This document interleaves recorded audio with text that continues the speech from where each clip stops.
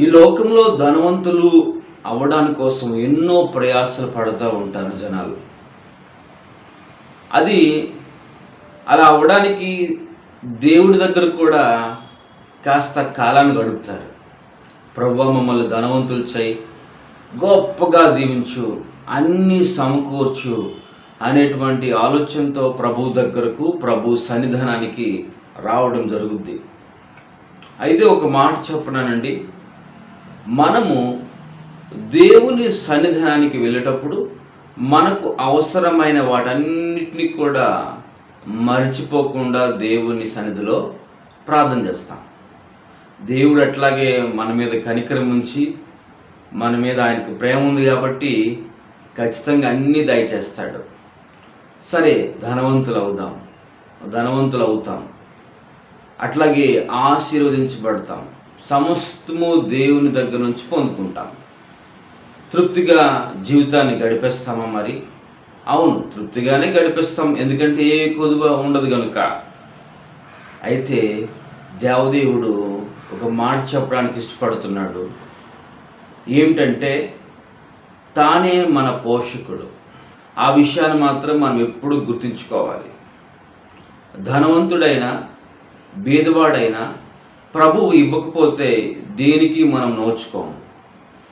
అందుకనే ఈరోజు దేవుడు తెలియజేస్తున్నటువంటి అద్భుతమైన మాట ఏమిటంటే, లూకా సువార్త 12వ అధ్యాయంలో 19 నుంచి 21వ వచనం వరకు మనం చదివినట్లయితే, అందులో ఈ యొక్క వచనంలోన లేకుంటే ఈ లేఖనంలో ఒక ధనవంతుడు అనేవాడు ఉన్నాడు. అతడు, నా ప్రాణమా, అనేక సంవత్సరాలకు విస్తారమైన ఆస్తి నీకు కూర్చబడి ఉన్నది, సుఖించుము, తినుము, త్రాగుము, సంతోషించుమని చెప్పుకుందుననుకొనెను. అయితే దేవుడు, వెర్రివాడా, ఈ రాత్రి నీ ప్రాణం అడుగుచున్నారు, నీవు సిద్ధపరిచినవి ఎవనికి వగునని అతనితో చెప్పాను.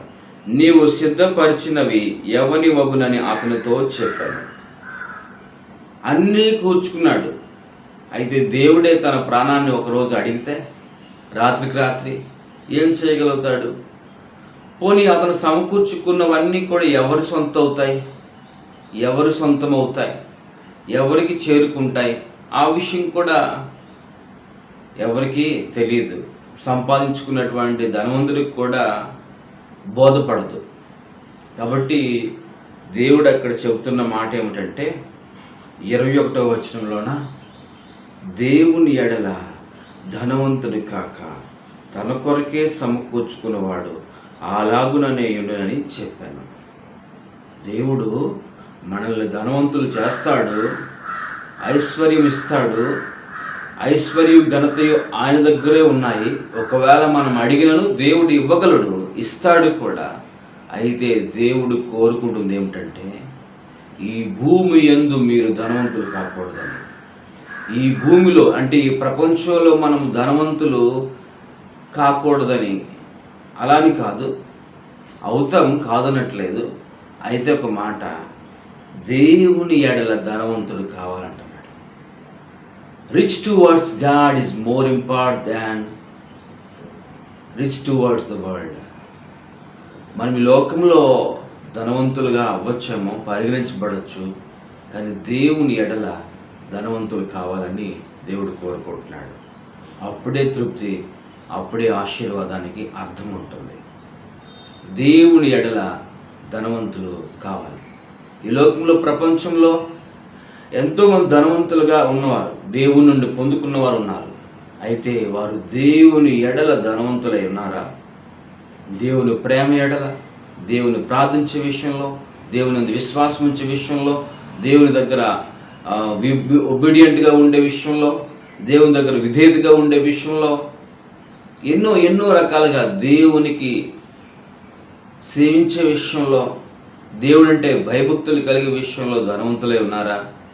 దాన్ని మనము సరిచూసుకోవాలి. నీవు ధనవంతుడు కావచ్చు, కానీ దేవుడు కొన్నిసార్లు ఆ ధనము ఎక్కువగా మితిమీరిపోయి పిచ్చివాడు అయిపోతే, ధనం అనుకుంటే దేవుడు నిజంగా అలానే పిలుస్తాడు, వెర్రివాడు అంటాడు. కాబట్టి ఇట్ ఈస్ బెటర్ దేవుని యందు ధనవంతులు అవ్వడం చాలా మంచిది. దేవునికి మహిమ కలుగును గాక. దేవుడు మిమ్మల్ని పోషిస్తాడు. దేవుడు మిమ్మల్ని ఖచ్చితంగా అన్నీ ఇస్తాడు. అయితే దేవుడు ఇచ్చిన దాన్ని మర్చిపోకండి. దేవుని యందు భయభక్తులు కలుగుతూ దేవుని ఎడల ధనవంతులు అవ్వండి. దేవుడే మనల్ని తోడుగా ఉండను గాక. ప్రైజ్